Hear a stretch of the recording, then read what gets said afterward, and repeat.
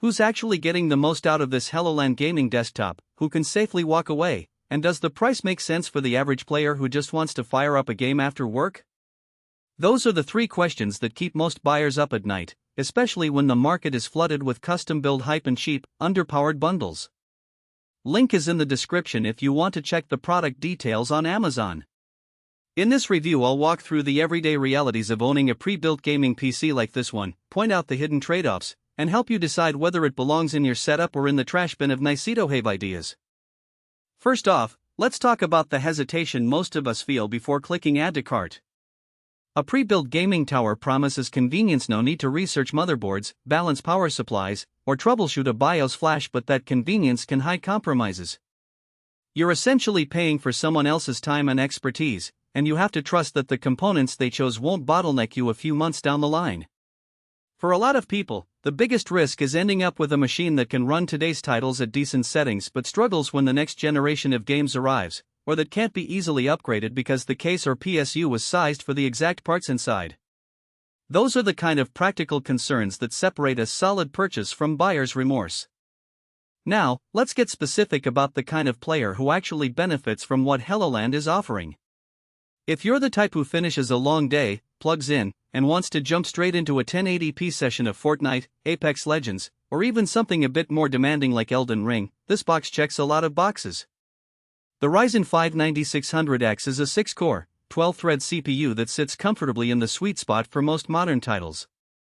It won't win any benchmark contests, but paired with the RTX 5050, it delivers smooth 60+ frame rates at high settings on a 1080p monitor.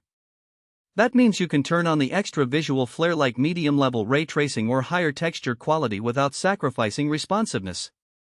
The 16GB of DDR5 memory, running at 6000 MHz, gives you that extra headroom for multitasking, so you can have Discord, a web browser, and the game itself open without the system feeling cramped.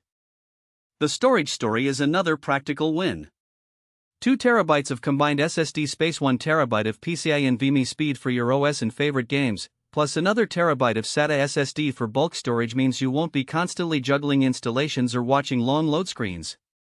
I've seen gamers with a single 500GB drive constantly uninstalling older titles just to make room for new releases. This configuration eliminates that hassle. And because the system is liquid-cooled, you'll notice lower idle temperatures and a quieter environment compared to a stock air-cooled tower. In a typical living room setup, that translates to less fan noise when you're watching a movie after a gaming session. On the flip side, there are clear scenarios where this machine isn't the right fit.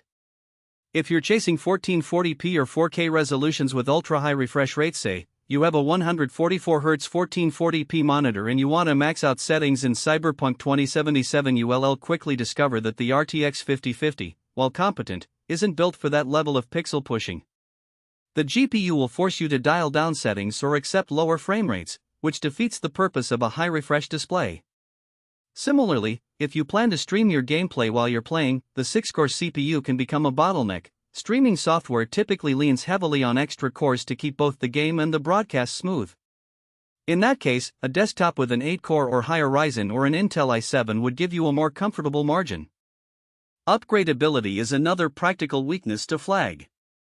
The 650W power supply is generous enough for the stock components, but it leaves limited headroom if you want to swap in a higher-tier GPU later on. Adding something like an RTX 4070 would push the PSU close to its limits, meaning you'd have to replace the power supply anyway, an extra cost and an extra step that defeats the ready-to-play promise of a pre-built.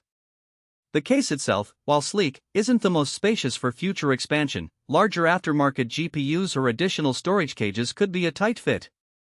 If you're the kind of gamer who likes to tinker, swap out parts, and stay on the cutting edge, you might find the chassis a bit restrictive.